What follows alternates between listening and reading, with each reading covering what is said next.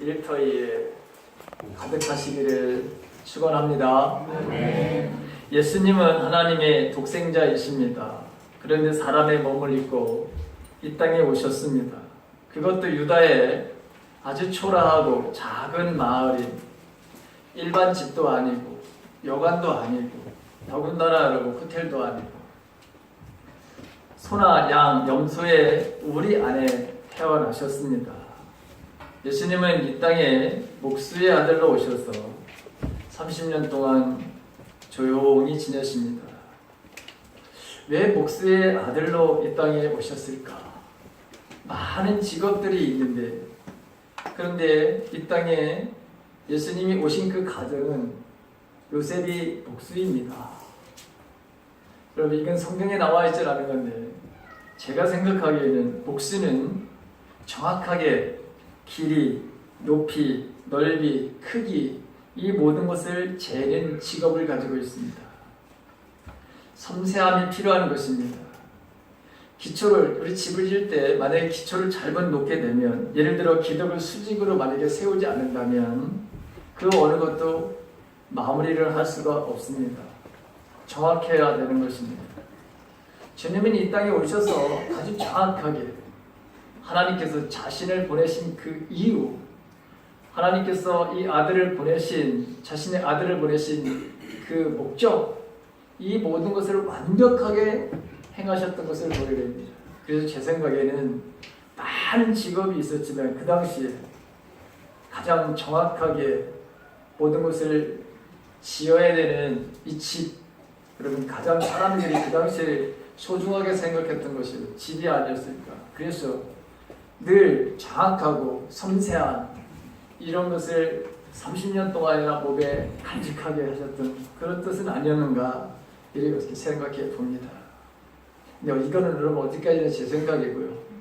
오늘 예수님께서 이 땅에 오신 그 목적을 분명하게 말씀하고 있습니다. 예수님이 이 땅에 오신 목적이 어디에 있느냐?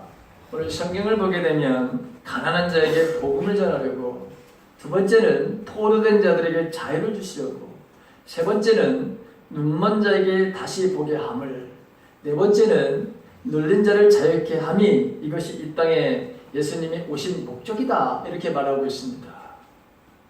여러분, 하나님께서는 이 세상을 창조하시고 난 다음에 인류에게, 모든 인간에게 복을 주시는 말씀을 선포합니다. 창세기 2장 27절과 28절에 보게 되면 하나님께서 인간을 창조하시고 첫 번째 선포하시는 말씀이, 하나님이 자기 형상 곧 하나님의 형상대로 사람을 창조하시되 남자와 여자를 창조하시고 하나님이 그들에게 복을 주시며 그들에게 생육하고 번성하고 번성하여 땅에 충만하라, 땅을 정복하라, 바다의 고기와 공중의 새와 땅에 움직이는 모든 생물을 다스려라 이렇게 말씀하셨습니다. 이건 하나님께서 인간을 창조하시고 첫 번째 인간에게 여러분 복을 주시는 것을 보게 됩니다. 우리가 잘 알다시피 인류의 바라는 조상들이 죄를 저지름으로 말미암아 이 홍수를 바라는 당하게 되죠. 이 노아 홍수가 일어나고 난 다음에 노아와 노아의 그 가정에게도 역시 하나님이 말씀하시는 게 뭐냐? 노아에게 주신 말씀이 바로 이것입니다. 하나님이 노아와 그 아들들에게 복을 주시며 그들에게 이르시되 생육하고 번성하여 땅에 충만하라 이렇게 말씀하고 있습니다. 또 우리가 아브라함을 부르셔서 하나님께서 그를 바로 보내실 때에 그에게 하시는 여러 말씀이 있습니다. 창세기 12장 2절에 보게 되면 내가 너로 큰 민족을 이루고 내게 복을 주어서 내 이름을 창대케 하리니 너는 복의 근원이 될 것이다. 이렇게 여러분 말씀하고 있습니다. 그러니까 하나님께서 우리 인간에게 주시려고 하는 것은 이 땅에서 아주 무한한 이 복이라고 하는 개념입니다. 근데 특별히 오늘 예수님은 가난한 자들에게 여러분 복을 주시려고 이 땅에 오셨다. 복음을 여러분 선포하시려고 오셨다. 그렇게 말씀하고 있습니다. 자, 여러분 물질적인 것 그것도 가난이지만 그것만이 물질만이 바라는 가난이 아닙니다. 우리의 육체에 병든 것도 사실은 어떻게 보면 여러분 가난입니다. 건강에 자신이 없는 가난이 있습니다. 건강에 여러분 부유하려고 하는 사람이 있고 여러분 이것을 극복하려고 하는 사람들이 얼마나 많은지 모릅니다. 성경에 보게 되면 우리가 시스기야 왕이 질병에 여러분 걸렸던 것을 보게 됩니다. 그 시스기야 왕이 낫을 벽에 대고 하나님께 부르짖습니다. 생명을 연장시켜 달라고 기도합니다. 15년에 생명을 연장시켜 주시는 하나님의 은혜를 받습니다. 여러분 질병에서의 바로 이 벗어나는 것도 질병 속에 있는 것도 여러분 가난한 것이지만 그거보다도 마음에 여러분 가난한 사람들 얼마나 많은지 모릅니다. 마음이 가난한 사람들 이런 사람들에게 복음을 주시려고 예수님이 이 땅에 오셨다고 했습니다. 마음이 약한 사람들이 있습니다. 항상 슬프게 살아가는 사람들이 있습니다. 항상 부정적으로 살아가는 사람들도 있습니다.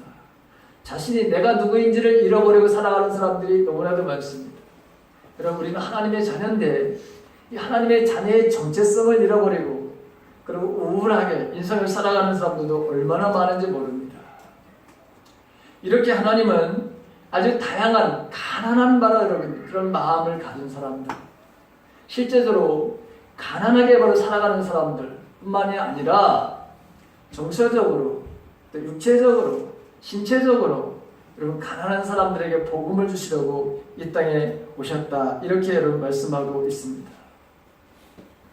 자, 그 다음에 두 번째는 여러분 포로된 자에게 자유를 주시려고 오셨다 이렇게 말하고 있습니다. 우리 인간은 누구든지 무엇인가 포로가 되어 있습니다. 왜 그렇죠?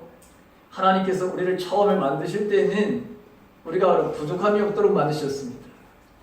우리는 이 세상을 다스리면서 살 수 있도록 그리고 우리는 하나님의 사랑받기 위한 존재로 태어난 것이 아니라 원래 사랑을 주는 사람으로 우리를 만드셨습니다.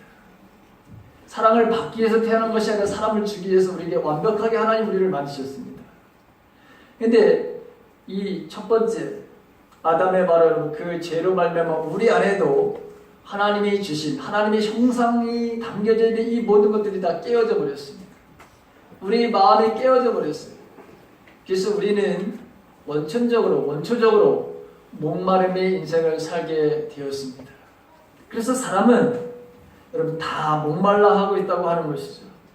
그 목마름에 바로 해결을 하기 위해서 어떤 사람들은 여러분 일에, 어떤 사람은 운동에, 어떤 사람은 술에, 어떤 사람은 마약에, 어떤 사람은 성에 여러분 다 이렇게 목말라 하는 바로 여러분 인생을 살고 있습니다. 그리고 우리는 누구든지 인정이라고 하는 것을 목말라 하는 인생을 살고 있습니다. 사랑받기 위해서 원래는 사랑받는 것이 아니라 사랑을 주기 위해서 태어났는데 깨어진 마음속에 원천적으로 여러분 우리에게 갈급한 그걸 채우기 위해서 또 우리 안에는 바로 여러분 두려움 이 모든 것들을 바로 벗어나기 위해서 그래서 우리는 얼마나 많은 내가 아닌 바로 여러분 존재로 살아가는 그런 삶을 살아갈 때가 얼마나 많은지 모릅니다. 그래서 우리는 뭔가 여러분 늘 목마르는 바로 여러분 인생을 바로 살게 되어 있고 거기에 집착한 삶을 살아간다고 하는 것이죠. 요한복음에 보게 되면 수가성 여인을 만나는 예수님의 이야기를 우리가 보게 됩니다. 그 여인은 얼마나 세상에 목말랐던 여인인지를 우리가 압니다. 자그마치 남편을 바로 5명이나 바꿔봤습니다. 근데 지금 살고 있는 그 남편도 마찬가지로 그에게 행복을 가져다 주지 못합니다. 얼마나 그가 세상적으로 목마른 인생을 살았는지 우리가 알 수 있는 것이죠. 5번이나 남편을 바로 여러분 갈았다고 하는 것은 그에게 세상적으로 아무것도 만족을 주지 못했다는 것입니다. 그래서 저와 여러분들도 마찬가지입니다. 이 목마름에 대한 해결은 어디에서 해결되느냐? 이 원초적인 갈급함은 어떻게 해결되느냐? 예수님이 내 안에 오시지 않으면 우리 인간은 절대로 만족한 삶을 살 수 없습니다. 무언가 세상적인 것에 그 만족함, 그 기쁨을 채우려고 애를 바르려고 쓰게 되는 것이죠. 그래서 쾌락을 통해서 한번 그것을 채워볼까? 세상의 성공을 위해서, 또 명예를 위해서, 또 권력을 바라고 추구하는 가운데서 이 원초적인 나의 갈급함을 채우려고 하지만, 그러나 늘 예수님이 없는 삶이라고 하는 것은 목마름의 삶이라고 하는 것을 말씀하고 있습니다. 내가 주는 여러분 이 물을 마셔야지만 만족함이 있다고 하는 것입니다. 목마름이 없다고 하는 것입니다. 예수님께서 여러분 성령이 바로 우리 안에 모든 사람들에게 나타나기 전에 하신 말씀이 있습니다. 그 말씀이 뭐냐면, 앞으로 성령이 너희들에게 오게 되면, 성령이 임하게 되면 내 뱃속에서 생수의 강물처럼 그것이 성령의 바로 주시는 기쁨이 너희들에게 있을 것이다. 여러분, 우리 안에 성령이 계셔야, 주님이 계셔야 여러분 기쁨을 바로 우리가 발산하면서 살 수 있습니다. 이 성령이 계시지 않으면 어느 누구든지 인생에 바로 늘 목마름의 바로 삶을 살게 된다는 것입니다. 토르의 바로 여러분 삶을 살게 된다는 것입니다. 여러분들도 과거에 바로 여러분 나쁜 기억 속에 포로로 살아가는 사람들이 얼마나 많은지 모릅니다. 상처와 아픔에 포로된 사람들이 얼마나 많은지 모릅니다. 우리 인간은 이렇게 모든 어떤 것인지 포로의 바로 인생을 살아갈 수밖에 없는 인생, 주님이 없이는 이 포로의 삶 속에서 벗어날 수 없다는 것입니다. 그래서 예수님은 이 포로된 것으로부터 완전히 벗어나게 하시기 위해서 바로 이 땅에 바로 오셨다고 하는 것입니다. 어떤 고등학교 여학생이 있었는데, 그 여학생은 수학 선생님이 들어오셔서 수업을 하기만 하면은 여러분 뭐냐면 토해내는 거예요. 구역질이 나고 공부를 할 수가 없는 거예요.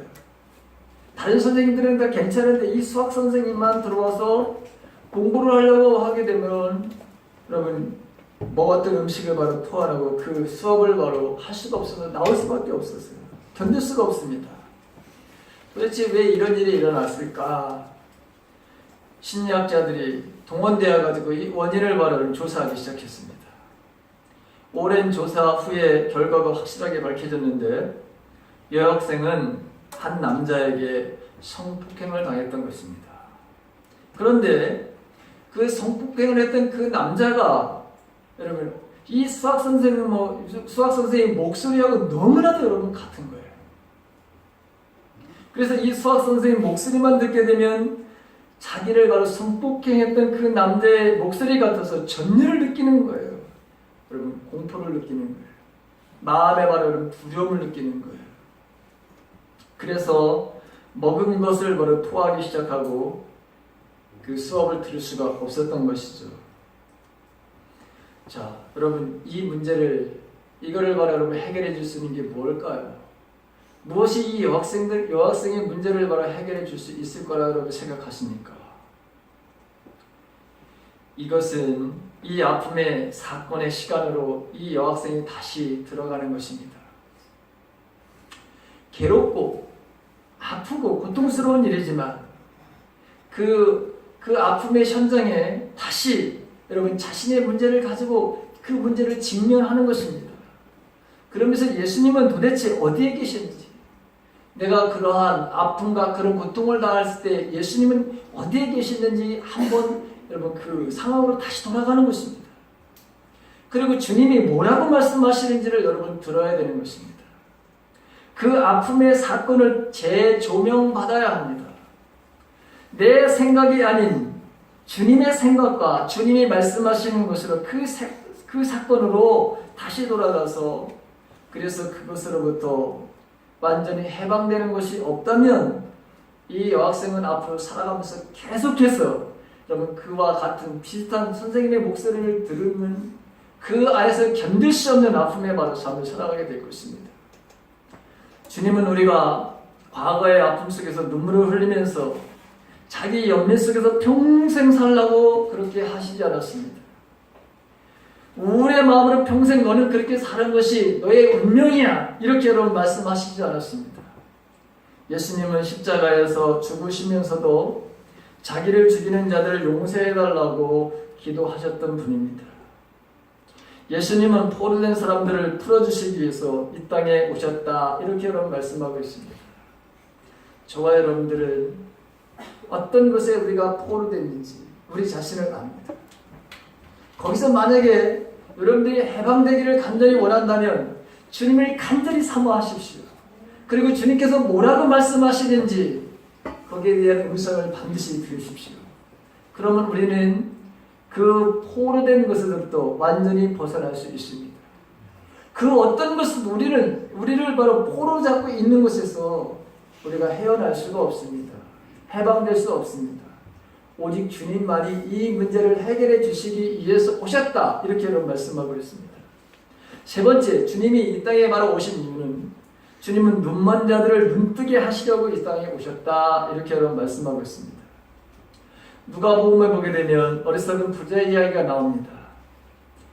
한 사람이 부자가 있었는데 아주 농사가 너무너무 잘 돼가지고 자기가 기존에 있는 가지고 있는 그 창고에다가 이 곡물을 다 쌓을 수가 없어요.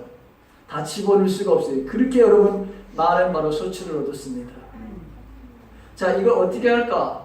이 부자가 너무 많아서 내가 가지고 있는 이 곡식 창고에는 쌓아놓을 수가 없다. 그러니 고가를 다시 헐고 크게 짓고 그 다음에 거기다가 곡식과 내가 가지고 있던 그 물건들, 지금까지 가지고 있는 그 물건들을 다 거기다 쌓아두리라. 그리고 자기 영혼에게 이렇게 말합니다. 내 영혼아, 여러 해 동안 쓸 물건을 많이 쌓아두었으니 이제 평안히 쉬고 먹고 마시고 즐거워하자. 그런 인생을 살자. 이렇게 여러분 말합니다.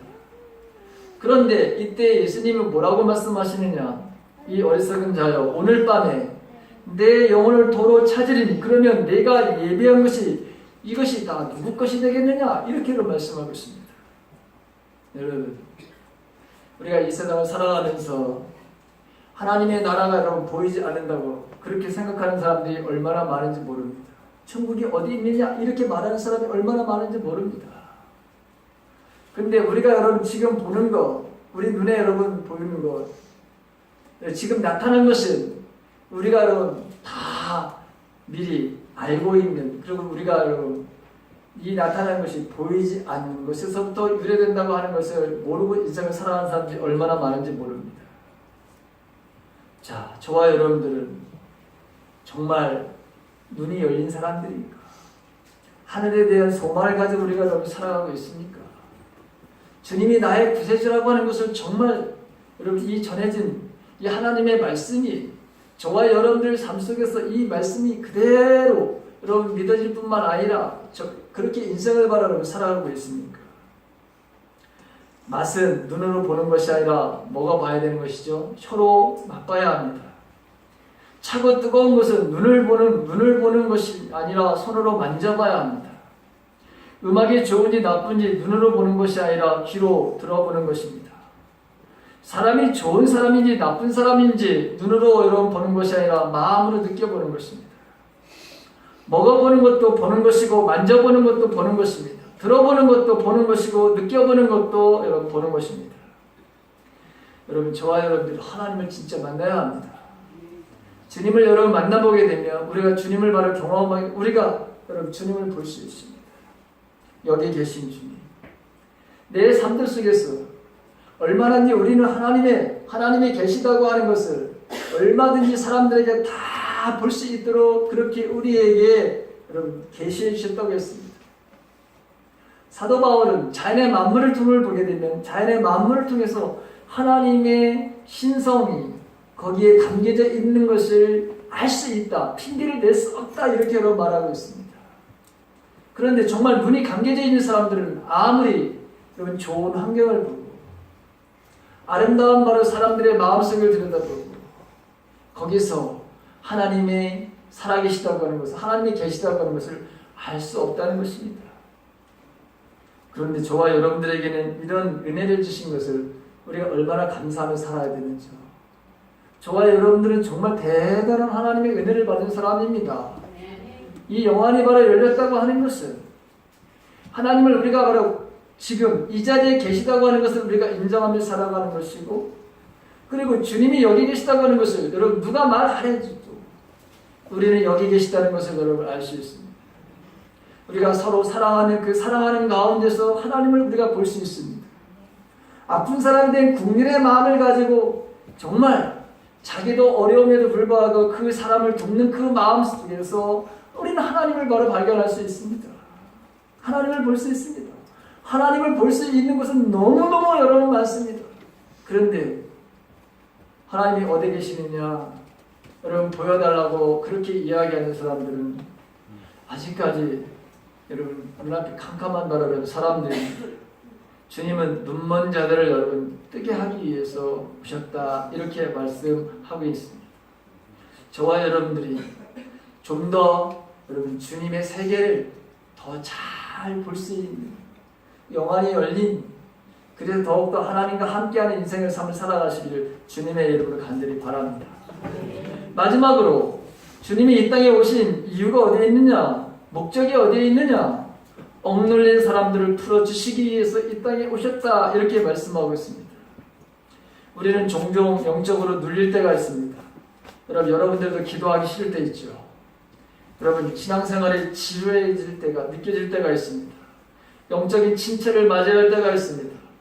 사명감을 우리가 상실할 때도 있습니다. 여러분 이 개척교회를 하면서 여러분들도 때로는 나도 좀 이 큰 교회에 가서 정말 익명의 그 크리스찬으로 한번 살고 싶다라고 하는 그런 유혹을 여러분들도 받을 때도 있을 것입니다.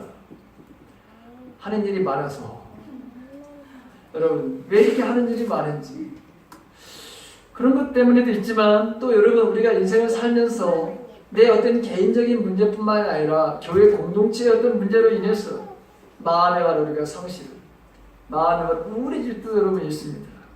숨어버리고 싶을 때도 여러분 있습니다. 여러분 도망가고 싶어하는 마음들도 여러분 있죠.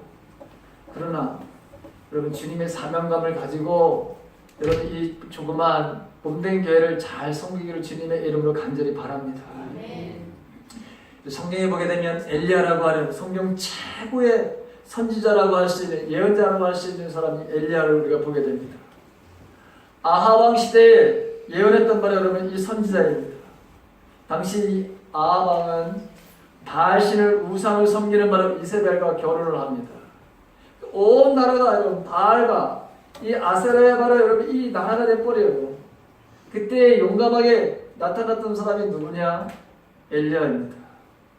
이 엘리야가 도대체 너희들이 섬기는 그 바알과 아세라가 이게 참신인지 내가 섬기는 이 신이 참 하나님인지 우리 한번 대결을 하자.